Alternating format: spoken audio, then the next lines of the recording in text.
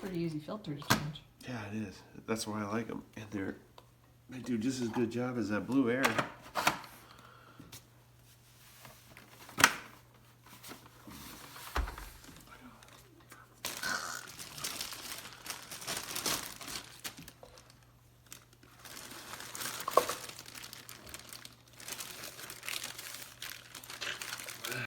Okay, there's a button on the side so you can remove the dust canister completely, which will allow you access to the filters. And for the main basic emptying, there's a button on the front. You push that, little door comes open, same as pretty much any of these types of cleaners.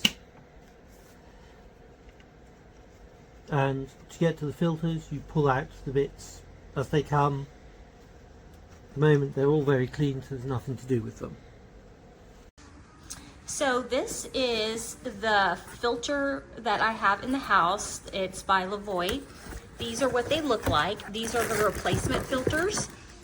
You get 2 in the box. I always buy 2 to make it easier. It shows you how to put them onto the air purifier. Super, super easy to use. And I'll show you the machine next so that you can see how I install it.